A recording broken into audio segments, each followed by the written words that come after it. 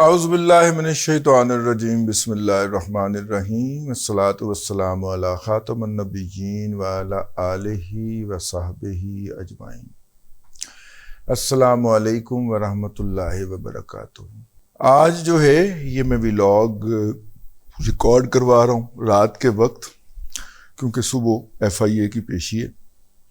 اور اگر ایف آئی اے سے خیر سلامتی واپسی ہو گئی اور تو پھر ہم اس کے بعد مزید منورنجن کریں گے۔ اگر نہیں ہوئی تو میں نے کہا کہ چلیں آپ سے جدائی کا جو پیریڈ ہے وہ تھوڑا سا کم ہو جائے ہمارا، تو اس لیے میں نے کہا کہ یہ کچھ ٹاپکس رہ گئے تھے، اور ویسے بھی سنجیدہ موضوعات کے اوپر کہاں بات ہو پاتی ہے، تو میں نے کہا کہ اس کو ذرا ہم کر دیں، تھوڑا سا ہائی لائٹ کر دیں۔ عالمی سطح کے اوپر 2-3 چیزیں ہوئی ہیں، لیکن امریکہ کے اندر پاکستان کے ریلیٹڈ جو معاملات ہوئے ہیں اس میں ڈونلڈ لو صاحب جو ہیں کانگریس کی اسٹینڈنگ کمیٹی کے سامنے پیش ہوئے ہیں، بلکہ اسٹینڈنگ کمیٹی ہی کہہ لیں، اسٹینڈنگ کمیٹی کے سامنے پیش ہوئے ہیں، اور انہوں نے مختلف باتیں کی ہیں، اور موضوع ہے امریکہ کی اسٹیبلشمنٹ کا یا ان کی حکومت کا یہ کہ پاکستان جو ہے وہ چائنا کے بہت نزدیک چلا گیا ہے،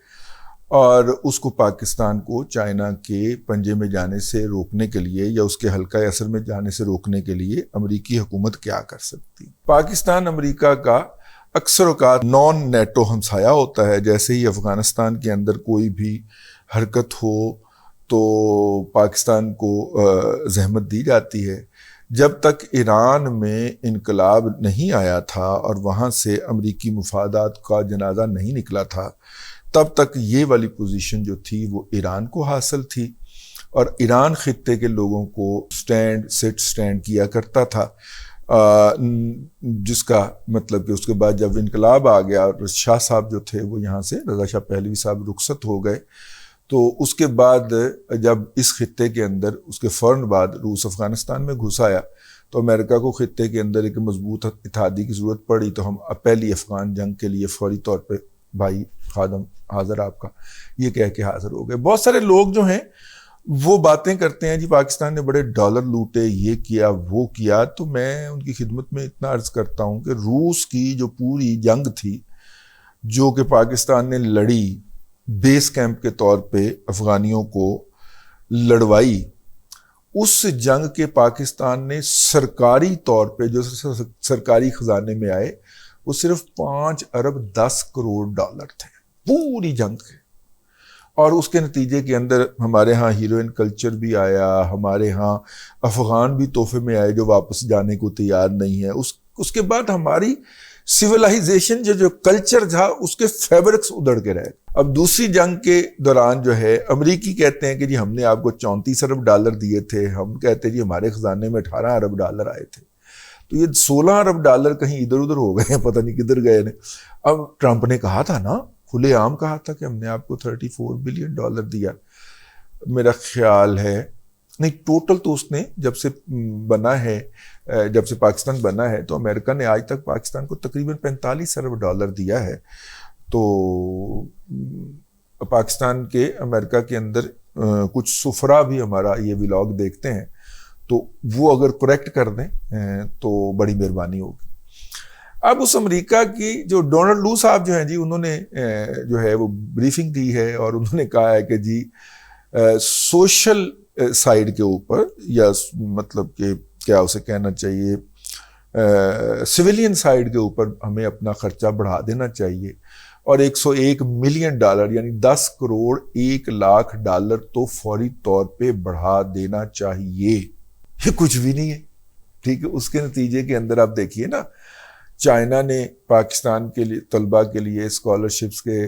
دروازے کھول دیے ہیں، تعلیمی اسکالرشپس۔ آپ کو پتہ ہے کہ 20,000 کے قریب طالب علم ہر سال پاکستان سے چائنا پڑھتے جاتے ہیں اسکالرشپ کے اوپر، اور جو اسکالرشپ کے بغیر جاتے ہیں وہ اس کے علاوہ ہوتے ہیں۔ اب جبکہ پاکستان سے امریکہ پڑھنے کے لیے جانے والے طلباء کی تعداد بغیر اسکالرشپ کی بات نہیں ہو رہی، بغیر اسکالرشپ کے جو پڑھنے جاتے ہیں، یو ایس ایڈ کا اسکالرشپ ہے اس کے تحت، وہ ان کی تعداد 650 ہے، ٹھیک ہے، سال کی 500 ماسٹر کے اور 150 پی ایچ ڈی کے لوگ ہر سال امریکہ پڑھنے جاتے ہیں، اور ان کا خرچ جو ہے وہ حکومت امریکہ کو حکومت پاکستان ادا کرتی ہے، اسکالرشپس نہیں ہوتی۔ چائنا کے اندر جب آپ جاتے ہیں اسکالرشپ پہ پڑھنے کے لیے تو حکومت پاکستان ایک آنا ادا نہیں کرتی. بعض صورتوں کے اندر آپ کو جہاز کا ٹکٹ بھی ملتا ہے, بعض صورتوں کے اندر نہیں ملتا. اسکالرشپ جو ہوتا ہے وہ 100% ٹیوشن فیس نہیں ہوتی. جہاں پہ آپ نے رہنا ہے وہاں پہ رہنے کا کوئی خرچہ نہیں لیا جاتا آپ سے. تاہم یہاں سے پھر مختلف یونیورسٹیاں اور مختلف ادارے چائنا کے, ان میں سے کچھ جو ہیں وہ کہتے ہیں جی رہنے کا خرچہ آپ خود منگوائیں, جو کہ بہت تھوڑا سا ہوتا ہے, مطلب کہ 15-20 ہزار روپیہ مہینے کا ہوتا ہے وہ خرچہ ہوتا ہے. تو وہ خود منگوائیں اور کھانے پینے کا ارینجمنٹ خود کریں. کچھ یونیورسٹیاں یہ خرچہ بھی دیتی ہیں, 15-20 ہزار 25 ہزار روپیہ مہینے کا اسکالرشپ بھی دیتی ہیں. ٹھیک ہے, تو یہ 100% اسکالرشپ ہو گیا, اور حکومت پاکستان اس میں ایک آنا ادا نہیں کرتی. تو فرق تو ہے, 10 کروڑ 1 لاکھ ڈالر سے کچھ نہیں بنے گا. ڈونلڈ لو صاحب, اب مسئلہ یہ ہے کہ ڈونلڈ لو صاحب نے یہ جو بریفنگ دے رہے تھے اس میں انہوں نے عرض کیا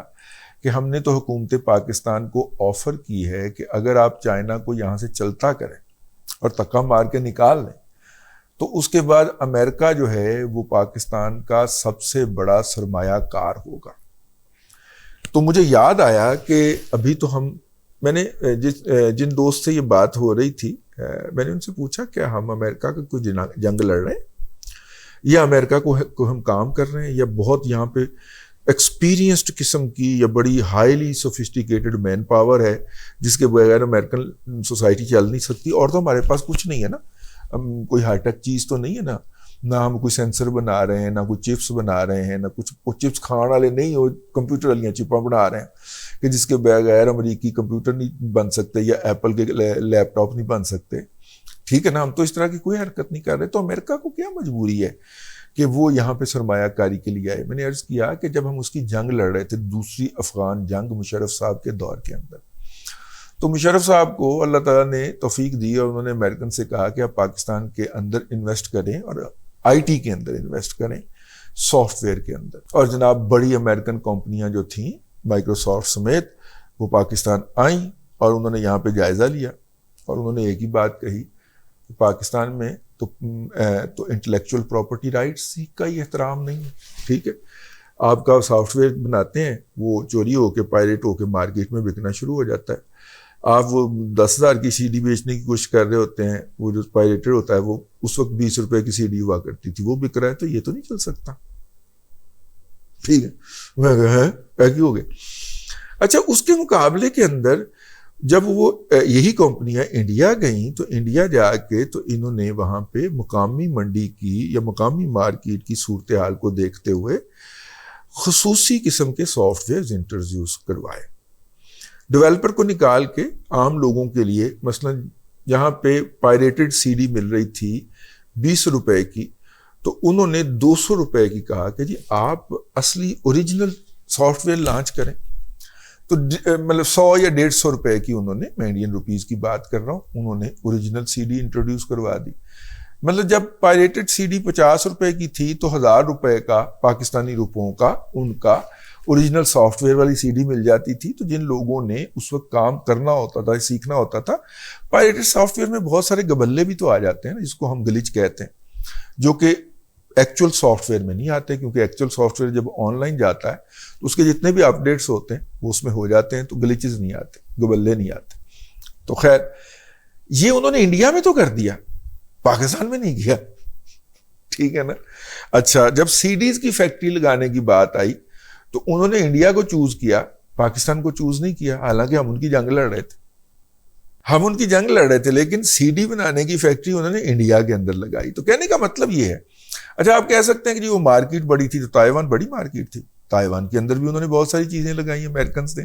اور وہاں پہ بھی انہوں نے فل فلیج سہولیات فراہم کی. تو کہنے کا مطلب یہ ہے کہ اگر انہوں نے پاکستان کے اندر کوئی سرمایہ کاری کرنی ہوتی تو تب کرتے جب ان کا بہت بڑا مفاد جو تھا وہ ہمارے ساتھ منسلک تھا. اب تو ان کا مفاد ہی نہیں ہے. یہ تو آپ ڈونلڈ لو کو جو دعائیں دیں اور اس کا شکریہ ادا کریں, بجائے اس کے کہ آپ اس کو جوتے مار رہے ہیں. PTI اس کو ہر فورم کے اوپر اس کو گالیاں بک رہی ہے. اس کا شکریہ ادا کریں کہ وہ پاکستان کا یا حکومت پاکستان کا کیس اپنی حکومت کے سامنے لڑ رہا ہے اور پبلکلی لڑ رہا ہے. اب وہ کہہ رہا ہے کہ جناب آپ پاکستان کو نہ چھوڑیں، پاکستان کے اوپر نظر رکھیں، اس کے ہم نے اتنے سال سرمایہ کاری کی ہے، وہ چائنا کے بلاک میں جا رہا ہے، یہ وہ ہماری لڑائی لڑ رہا ہے، وہ ہماری جنگ لڑ رہا ہے اپنی حکومت کے ساتھ، اس کو ہمیں اسٹرانگ کرنا چاہیے، اور اگر ہم اسٹرانگ نہیں کرتے تو اس کا مطلب ہے ہم سے زیادہ بے وقوف اور احمق آدمی کوئی نہیں ہے۔ تو بہرحال لارنس روس اب آج کل جو ہے وہ قائمہ کمیٹی کے سامنے پاکستان کا کیس پیش کرتے ہوئے پائے جا رہے ہیں، اور ان کا خیال ہے کہ اس طرح سے ہم پاکستان کو چائنا کی مکمل تسلط میں جانے سے بچا سکتے ہیں۔ اب ایک اس کا اور بھی پہلو ہے، وہ پہلو ہے کہ چائنا کے جتنے بھی دوست ہیں، بھلے وہ ایشیا کے اندر ہیں، بھلے وہ افریقہ کے اندر ہیں، امریکہ چونکہ پوری دنیا کی معیشت کو کنٹرول کر رہا ہے، اور چائنا کی معیشت کو بھی وہی کنٹرول کر رہا ہے، کیونکہ وہ اسی سافٹ ویئر میں چل رہی ہے جسے ہم مالیاتی نظام کہتے ہیں، نظام زر کہتے ہیں، ٹھیک ہے نا، اسی کے تحت چل رہی ہے۔ تو ہر وہ ملک جہاں پہ چائنا اپنا سٹیک تھوڑا سا بڑھاتا ہے، امریکن سسٹم دنیا میں اس کی زندگی اجیرن کر دیتا، ڈیفالٹ کرواتا۔ سری لنکا ہمارے ہمسائے میں بہت بڑی مثال ہے، نیپال کے اندر بھی آپ چند دنوں کے اندر نتائج دیکھنا شروع کر دیں گے۔ افریقہ کے وہ ممالک جو چائنا کی آمد پہ بڑے خوش تھے اور جلدی جلدی ترقی کرنا چاہ رہے تھے، ان کے بھی حشر آپ اگلے 3 سے 4-5 سال کے اندر دیکھیے گا کیسے کرتا ہے امریکہ ان کو۔ اس نے وہاں پہ مارشل لا لگوا دینے ہیں، یہ افریقہ کے اندر 5 مارشل لا لگے ہیں 2022-23 کے اندر، ٹھیک ہے نا۔ تو کس نے وہاں کی فوج کے کان میں جا کے پھونک ماری ہوگی کہ ذرا آئیو، ٹھیک ہے نا۔ وہ مطلب وہ ان ممالک کو عبرت کا نشان بنا رہا ہے ایک ایک کر کے، اور ہم بھی چائنا کی گود کی جا رہے ہیں، تو امریکن ہمیں جو ہے وہ معاف کریں گے۔ اب پاکستان میں اس وقت جاری موجودہ سیاسی صورتحال کو آپ اس پس منظر میں دیکھیے تو آپ کو سمجھ لگنا شروع ہو جائے گی کہ ساڑھے نال ہوئی کی ہے، بلکہ ہمارے ساتھ ہو کیا رہی ہے۔ آپ کو مالی مشکلات کا سامنا ہے، اور سیاسی یقینی کی صورتحال، عدم غیر یقینی کی صورتحال جو ہے وہ پیدا نہیں ہونے دی جا رہی۔ بعض لوگوں کا خیال ہے کہ بائی مڈ آف اگست یہ سچویشن بہتر ہو جائے گی، کیونکہ پاکستان کا IMF کے ساتھ پیکج جو ہے اس کے بورڈ کی اپروول کے بعد بہت سارے لوگ جو ہیں جو زور لگا رہے ہیں وہ ہو سکتا ہے کہ زور لگانا بند کر دیں، جن کے اندر عمران احمد خان نیازی بھی شامل ہے، اور یہ سارا شور اور شرابہ جو ہے وہ اس وجہ سے ڈلا ہوا ہے۔ میرا نہیں خیال، براڈر پرسپیکٹو کے اندر اس وقت امریکہ ہر اس ملک کو چن کے اس کو عبرت کا نشان بنا رہا ہے جو چائنا کے ساتھ چلنے کی کوشش کر رہا ہے، اور چائنا جو بھی ہو وہ عالمی معاشی منظرنامے کے اندر بھی اور سیاسی منظرنامے کے اندر بھی بہرحال وہ پوزیشن نہیں رکھتا، یا اس کے نزدیک بھی نہیں پھٹکتا جو کہ امریکہ کو حاصل ہے۔ اب تک کے لیے اتنا ہی۔ اگلے ولاگ کے اندر اگر ہم FIA سے خیری سلامتی واپس آ گئے تو آپ کی خدمت میں پھر حاضری ہوگی، ورنہ ہمارے لیے دعا کیجیے گا۔ اس ماحول کے اندر میرے سے جیل میں نہیں رہا جائے گا، اور اس کی وجہ جو ہے وہ میرے دل کے معاملات ہیں، جو کہ ابھی 11 نومبر 2023 کو میں پہلے پروسیجر میں سے گزر چکا ہوں۔ اب اگلا کسی بھی وقت کال ہو سکتا ہے، تو اس لیے اگر ہوا تو اگر میں اس دنیا سے نہ رہوں تو میرے لیے دعا کرتے رہا کیجیے گا، اور اگر واپس آ گیا تو پھر ملاقات ہیں، ہاں، کیونکہ انہوں نے تو کاروائی پوری کرنی ہے نا جی، اور حکومت جو ہے اس حوالے سے کوئی ایکشن نہیں لے گی، اور لینا بھی چاہیے نہیں اس کو، کیونکہ انہیں جو نوٹس جاری کیا، اگر حکومت یہ ایکشن نہ لینا چاہتی تو یہ نوٹس کیوں جاری ہوتا۔ اب تک کے لیے اتنا ہی۔ اگلے ولاگ کے اندر پھر حاضری ہوگی۔ اللہ تبارک و تعالیٰ آپ کو آسانیاں عطا کرے، اور آسانیاں خلق خدا میں تقسیم کرنے کی توفیق عطا کرے۔